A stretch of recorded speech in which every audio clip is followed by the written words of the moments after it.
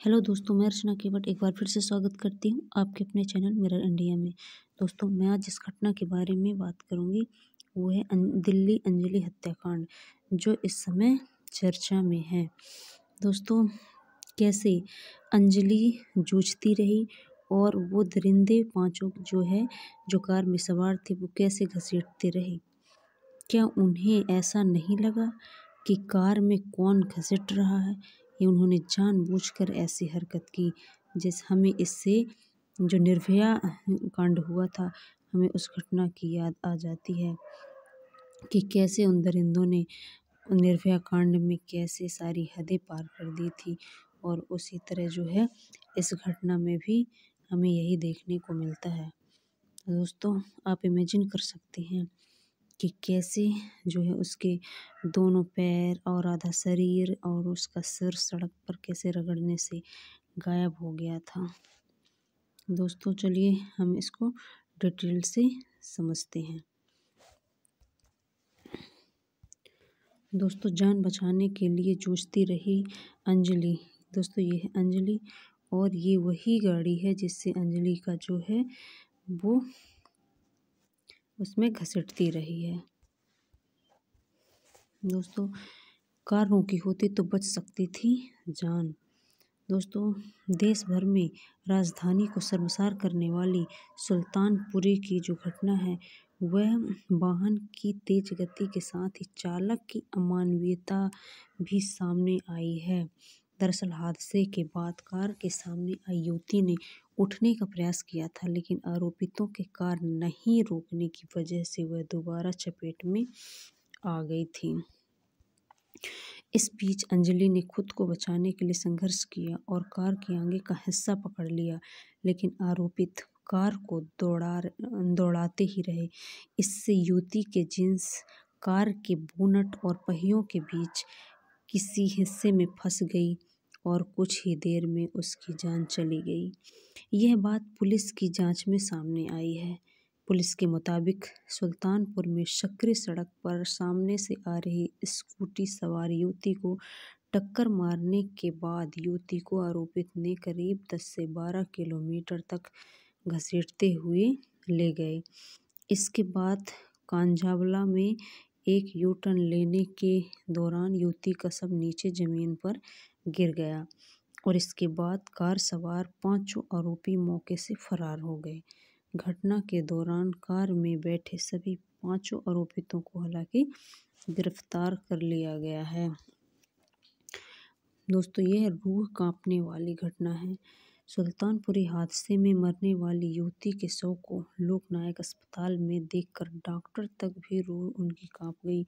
उनका कहना था कि इससे पहले उन्होंने किसी हादसे में मरने वाले शव का इस तरह का नहीं देखा है। शव की स्थिति ऐसी थी कि उसे शब्दों में बयां कर पाना मुश्किल है। मेडिकल वेलफेयर की टीम के हिस्सा दुष्यंत ने बताया कि युवती का आधा सिर, दोनों पैर और करीब आधा शरीर सड़क पर रगड़ने के कारण गायब हो गया था।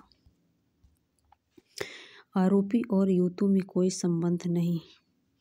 पुलिस के अनुसार मोबाइल कॉल डिटेल से पता लगा है कि आरोपियों व अंजलि और उसकी सहेली का आपस में कोई संबंध नहीं था। सीसीटीवी फुटेज में होटल से सहेली के साथ निकलती दिखी सीसीटीवी फुटेज से पता चला कि हादसे से कुछ देर पहले अंजलि की सहेली भी उसके साथ मौजूद थी। दोनों रात करीब 1:30 बजे रोहिणी के सेक्टर 23 के एक होटल में एक साथ निकलती दिख रही हैं।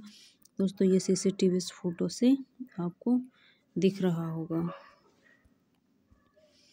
अंजलि की मां ने बताया, अंजलि वो 20 वर्ष की थी, परिवार में एकमात्र कमाने वाली थी।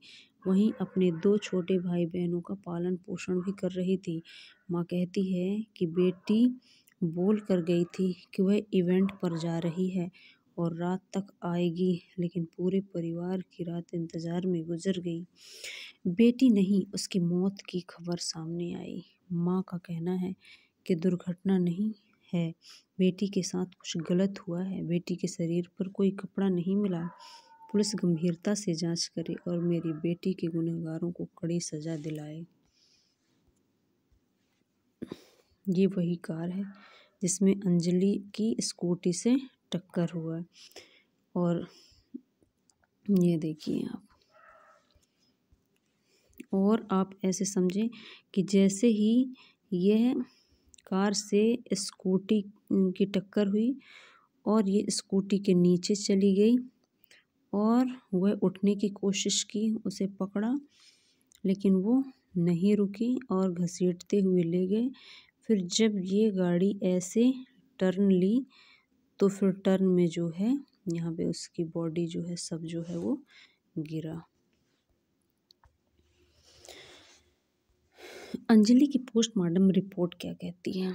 दिल्ली के कंझावला केस में अंजलि की प्राइमरी पोस्टमार्टम की रिपोर्ट सामने आई है, जिसके मुताबिक रेप या सेक्सुअल असॉल्ट के सबूत नहीं मिले हैं। इस रिपोर्ट के बावजूद पुलिस की कार्रवाई और कहानी अब भी सवालों के घेरे में है। पुलिस की लापरवाही तो इसमें सामने समझ में आ ही रही है। एक सीसीटीवी फुटेज सामने आया है जिसमें अंजलि और उसके दोस्त निधि एक होटल के बाहर नजर आ रही हैं। दोनों लड़कियां स्कूटी से निकल रही हैं और 3 लड़के पास में खड़े हैं। इनमें से एक लड़का अंजलि से बात भी कर रहा है। ये देखिए आप, ये सीसीटीवी फोटो में ये होटल अंजलि के घर से सिर्फ 2.5 किलोमीटर दूर बुध विहार सेक्टर 23 में है, यानी कि 2.5 किलोमीटर की दूर में है। अंजलि की मां ने दावा किया था कि वो काम के लिए घर से निकली थी और देर रात 4 बजे आने के लिए कहा था। सुबह 8 बजे पुलिस ने मां को फोन कर हादसे के बारे में बताया। सवाल ये है कि जब 4 बजे अंजलि घर नहीं लौटी तो मां ने उसे फोन क्यों नहीं किया? दूसरी तरफ छानबीन में सामने आया है कि अंजलि अपनी दोस्त के साथ न्यू ईयर पार्टी करने होटल गई थी। होटल के मैनेजर ने पुलिस को बताया कि लड़कियों की किसी बात पर दोस्तों से लड़ाई हो गई थी। बाद में उनकी आपस में भी लड़ाई हुई और फिर होटल स्टाफ ने उन्हें जाने के लिए कहा था। एक सवाल ये भी है कि दूसरी लड़की जिसका नाम निधि है, एक्सीडेंट के बाद भाग क्यों गई? उसने किसी को कुछ बताया भी नहीं और सामने भी नहीं आई। एक्सीडेंट के बाद ये लड़की घर कैसे पहुंची? आखिर पुलिस उसे करीब 60 घंटों तक क्यों नहीं ढूंढ पाई? दिल्ली पुलिस भी कटघरे में है। इस पूरे मामले में दिल्ली पुलिस पर तो कई बड़े सवाल उठ रहे हैं। सबसे बड़ा सवाल यही है कि आरोपियों ने शराब पीकर एक लड़की को कुचल दिया। लड़की की लाश को 40 किलोमीटर तक गाड़ी के नीचे घसीटते रहे, लेकिन न कोई पुलिस नाका पड़ा और न ही किसी दिल्ली पुलिस पेट्रोल टीम को वे नजर आए। हादसा 31 दिसंबर और 1 जनवरी के दरमियानी रात हुआ। पुलिस का दावा था कि वे सबसे ज़्यादा अलर्ट थे। पुलिस ने जो एफआईआर दर्ज की है वह भी काफ़ी लचर बताई जा रही है। आरोपियों पर 304 यानी कि गैर इरादतन हत्या, 304 ए लापरवाही से मौत और 279 रैश ड्राइविंग और 120 बी आपराधिक साजिश जैसी धाराएं लगाई हैं। अंजलि की सहेली निधि ने बताई। अंजलि की जो दोस्त निधि थी उसने पुलिस को दिए बयान में हादसे की वजह कार सवारों की गलती को बताया है। उसने अंजलि के नशे में होने का भी दावा किया है। निधि ने कहा कि अंजलि बहुत नशे की हालत में थी। मैंने उसे कहा था कि मुझे स्कूटी चलाने दे, लेकिन उसने मुझे स्कूटी चलाने नहीं दी। कार से टक्कर हुई, उसके बाद मैं एक तरफ गिर गई और वो कार के नीचे आ गई। कार के नीचे वो किसी चीज़ में अटक गई और कार उसे घसीटते हुए ले गई। मैं डर गई थी इसलिए वहाँ से चली गई और किसी को कुछ नहीं बताया। ये है अंजलि की सहेली निधि और ये है अंजलि। एक और गवाह मिला। लाडपुर गांव के रहने वाले दीपक, ये हैं दीपक, ये दूध का काम करते हैं और तड़के जब ये 3:15 बजे से जब ये दुकान पर पहुंचा तब उसने देखा कि कार के दोनों पहियों के बीच में शव फंसा हुआ था। चालक कार को लेकर जो है वो जोंती गांव की ओर भाग गया था। थोड़ी देर बाद फिर वापस उसी जगह पर लौट आया था। उसके बाद उसने पहले पुलिस को फ़ोन करके घटना की जो है वो सूचना दी। स्कूटी से 6 किलोमीटर तक उसने कार का पीछा भी किया, लेकिन कार की गति इतनी अधिक थी कि वह पकड़ नहीं सका। इसके बाद वह वापस लौट गए और अपनी कार लेकर फिर आरोपितों के पीछे गए। इस बीच रास्ते में जौनती गांव के पास स्थित यू टर्न पर उन्हें लड़की का शव दिखाई दिया। दीपक का कहना है कि शायद कार जब यू टर्न ली है उसी दौरान जो है ये शव निकला होगा। पुलिस और पीसीआर की भूमिका पर सवाल है। ये है पीसीआर वैन जो कि खड़ी हुई है आईटीओ चौराहे पर। सुल्तानपुरी में 20 वर्षीय अंजलि को बलेनो कार सवार 5 लोगों द्वारा 30 किलोमीटर से अधिक दूरी तक घसीटकर मार डालने की दर्दनाक घटना से रोहिणी और बाहरी जिले की पुलिस के अलावा पीसीआर की भूमिका पर सवाल उठने लगे हैं। राजधानी में किसी घटना के बारे में कॉल मिलने पर पीसीआर वैन को मौके पर पहुंचने का रिस्पांस टाइम 4 या 5 मिनट का है। टाइम कम करने और थाना में पुलिस कर्मियों की संख्या बढ़ाने के उद्देश्य से पूर्व आयुक्त राकेश अस्थाना ने पीसीआर यूनिट को खत्म कर दिया है। यानी कि जो ये पीसीआर वैन होती थी इसको क्या है, इस यूनिट को ख़त्म कर दिया है। लेकिन इस प्रयोग से हालात जो है वो बहुत बिगड़ गए हैं। लेकिन बार बार पीसीआर कॉल होने के बावजूद मौके पर नहीं पकड़े जा सके आरोपित। घटना के 2 घंटे बाद हरकत में आए रोली और बाहरी दिल्ली जिले की पुलिस। रोहिणी और बाहरी दिल्ली जिले की पुलिस। सहेली निधि की भूमिका भी है संदिग्ध में। ये जो निधि हैं, सुल्तानपुरी प्रकरण जो है उसमें मृतक अंजलि की जो सहेली है निधि, उसकी भूमिका पर गंभीर सवाल उठ रहे हैं। रोज नए सीसीटीवी कैमरा फुटेज सामने आ रहे हैं जो निधि की ओर से दिए गए बयान को झूठा साबित करते नजर आ रहे हैं। शनिवार रात 2 बजे दोनों कृष्णा विहार पहुंची तो उस दौरान अंजलि ही स्कूटी चलाते नजर आ रही है। दोस्तों से रहे सावधान, उसके पीछे निधि बैठी है। दुर्घटना से पहले निधि स्कूटी का हैंडल पीछे की ओर से पकड़ती है और दुर्घटना के बाद मौके से ऐसे फरार हो जाती है मानो कुछ हुआ ही ना हो। निधि का दावा है कि वह अंजलि को 10-15 दिनों से ही जानती थी, जबकि होटल स्टाफ का कहना है कि वह दोनों पहले भी कई बार एक साथ होटल में आ चुकी थी। सीसीटीवी फुटेज में दिखाई दे रहा है कि जब अंजलि स्कूटी चला रही होती है तो दुर्घटना के मात्र 3 सेकंड पहले वह पीछे से हाथ आगे लेकर आती है और स्कूटी का हैंडल पकड़ लेती है और इसके अगले ही पल कार से स्कूटी की टक्कर हो जाती है। टक्कर के 30 सेकंड बाद वह मुख्य सड़क से न होते हुए गलियों के रास्ते अपने घर की ओर निकल पड़ती है। ये देखिए आप, ये है निधि, ये गलियों से अपने घर की तरफ जा रही है और जब ये घर में जाती है तो ये लोहे के गेट में है पैर मारती है। ये डरी हुई नहीं लग रही थी। निधि गली में जाकर वह घर के बाहर लगे लोहे के गेट पर लात मारती है और पास में आग से सेंक रहे एक युवक निशांत से इस बारे में कोई जिक्र भी नहीं करती। उसे अंजलि से ज़्यादा इस बात की चिंता थी कि उसका फ़ोन बंद हो गया था। निशांत के घर में फ़ोन चार्ज पर लगाती है। इसके बाद 5 मिनट में अपने घर जाती है। माँ से घरेलू नुस्खे से आटे और हल्दी की रोटी भी बनवाती है।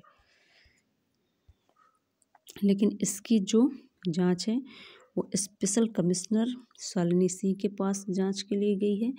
मामले की internal inquiry IPS Shalini Singh करेंगी और गृह मंत्री अमित शाह ने उनसे बात की और रिपोर्ट तैयार करने के लिए कहा। शालिनी सिंह इन पॉइंट्स पर जांच करने वाली हैं। घटना वाली रात दिल्ली पुलिस को कितनी पीसीआर कॉल मिली थी? मौजूद पुलिसकर्मियों का रिस्पांस टाइम कितना था? लड़की को कार से घसीटा गया तो पुलिस की नज़र क्यों नहीं पड़ी? जिस रूट पर एक्सीडेंट हुआ वहाँ पीसीआर की कितनी गाड़ियाँ मौजूद थीं? क्या केस में कहीं कोई लापरवाही हुई है? अगर हुई तो किसने की? इन सब चीज़ों को लेकर जो है, इन सब चीज़ों के आधार पर ये जांच करेंगी। हादसा या साजिश? अंजलि के साथ जो हुआ वह हादसा है या फिर किसी साजिश का नतीजा है, यह तो पुलिस की जांच के बाद ही सामने आएगा। लेकिन इतना तय है कि आरोपितों ने क्रूरता की सारी हदें पार कर दी। हादसे के बाद जो सीसीटीवी फुटेज सामने आए हैं उनसे स्पष्ट है कि आरोपित करीब 2 घंटे तक 11 किलोमीटर के दायरे में कार को जो है वो दौड़ाते रहे। इसकी पुष्टि ग्रामीणों ने भी की है कि जो है आरोपित कार को दौड़ाते रहे, घसीटते रहे। ये हैं पांचों आरोपी। हालांकि इन्हें पुलिस ने गिरफ्तार कर लिया है और अंजलि को न्याय मिलना चाहिए। ये है अंजलि की सिस्टर, बहन, जो बेसुध हैं, रो रही हैं। ये घटना जो है उसको अगर हम संक्षिप्त में देखें तो घटना कुछ इस तरह है। ये है घटना 31 दिसंबर की। 31 दिसंबर शाम 5 बजे अंजलि निधि के घर जाती है। फिर 5:45 में अंजलि निधि को लेकर अपने घर आती है। फिर 6:15 में अंजलि और निधि पार्टी करने के लिए घर से होटल के लिए निकली। फिर उसके बाद 7 बजे दोनों पोटकला गांव स्थित होटल में पहुंची। निधि के नाम पर उन्होंने 800 में कमरा बुक करवाया और दोस्तों के साथ पार्टी की। 10 बजे के करीब दोनों व उनके दोस्त होटल में शोर शराबा कर झगड़ा करने लगे। इसके बाद 11 बजे के बाद अंजलि व निधि में किसी बात को लेकर झगड़ा शुरू हो गया और 12 बजे दोनों होटल के बाहर आए और शोर मचाने लगी। बाद में होटल में अंदर चली गई। इसके बाद 1:26 में अंजलि व निधि होटल में दोबारा बाहर निकली। फिर 1:27 में जो है दोनों फिर से झगड़ने लगी। फिर 1:30 दोनों घर की ओर निकली। स्कूटी निधि चला रही थी पहले। फिर 2 बजे दोनों ने कृष्ण विहार में प्रवेश किया। यहाँ स्कूटी अंजलि चला रही थी और कार से टक्कर हो गई। दोनों स्कूटी से जो है गिर गए। 19 सेकंड बाद कार अंजलि को घसीटते हुए जो है वो कंछावला की ओर चली गई। फिर 2-3 बजे निधि मुख्य रास्ते से जाने के बजाय गली से होते हुए पैदल ही घर की ओर निकल गई और 2:03 यानी कि 2:30 बजे निधि अपने घर पहुंची। अब सवाल ये उठ रहे हैं कि निधि यदि अंजलि को काफ़ी समय से जानती है तो 10-15 दिन से जानने का झूठ क्यों बोला? ये सभी के अंदर सवाल उठ रहे होंगे। होटल में कमरा बुक था फिर भी दोनों देर रात घर क्यों गई? जब निधि स्कूटी चला रही थी तो हादसे के समय स्कूटी पर आगे अंजलि क्यों थी? होटल से लेकर दुर्घटना स्थल के करीब 2.5 किलोमीटर की दूरी तय करने में 30 मिनट कैसे लगे? ये भी सवाल जो है उठ रहे हैं कि दुर्घटना से पहले स्कूटी का हैंडल पकड़कर क्या उसने जानबूझकर कार से टक्कर मारी? निधि ने दुर्घटना होने पर शोर क्यों नहीं मचाया? अगर वो चाहती तो शोर मचा सकती थी, बुला सकती थी मदद के लिए और अपनी दोस्त अंजलि को बचाने की कोशिश क्यों नहीं की? पुलिस को कॉल भी क्यों नहीं किया? मुख्य सड़क से न जाकर वह गलियों से घर क्यों गई? सुल्तानपुरी थाने के पास से गुजरने पर भी उसने पुलिस को शिकायत क्यों नहीं की? रात में या अगले दिन भी किसी को कुछ भी क्यों नहीं बताया? ऐसे तमाम सवाल हैं जो उठ रहे हैं और इस घटना में पूर्व IPS अधिकारी किरण बेदी ने इस प्रकरण के बारे में जो है अपनी प्रतिक्रिया दी। उन्होंने कहा कि सुल्तानपुरी प्रकरण पर पूर्व IPS अधिकारी किरण बेदी ने कहा कि राष्ट्रीय राजधानी में पुलिस प्रणाली ध्वस्त हो चुकी है। उन्होंने कहा, मुझे लगता है कि पुलिस प्रणाली ध्वस्त हो गई है, जबकि पहले की व्यवस्था में पुलिस कंट्रोल रूम वैन हुआ करती थी और मोबाइल पुलिस बल था। सैकड़ों की संख्या में पुलिस वैन पूरे शहर में फैली हुई थी। यह अच्छी स्थापित व्यवस्था थी जिसे संबंधित पुलिस आयुक्तों ने वर्षों में विकसित किया था। यह समझ नहीं आता कि अब क्यों सिस्टम को खत्म कर दिया गया। पीसीआर वैन और मोबाइल पुलिस बल जो हमेशा अलग अलग कोनों में घूमते रहते थे, काल मिलने पर वह घटना का जवाब भी देते थे। उन्होंने कहा कि जिस तरह से हमारे युवाओं को पाला पोसा और शिक्षा किया जा रहा है, शिक्षित किया जा रहा है, और जिस तरह से वह कानून अपने हाथ में ले रहे हैं, यह चिंतित करने वाला है। और ऐसी घटनाएं सच में बहुत चिंतित करने वाली हैं, जो कि मानवीयता की सारी हदें पार कर जाती हैं।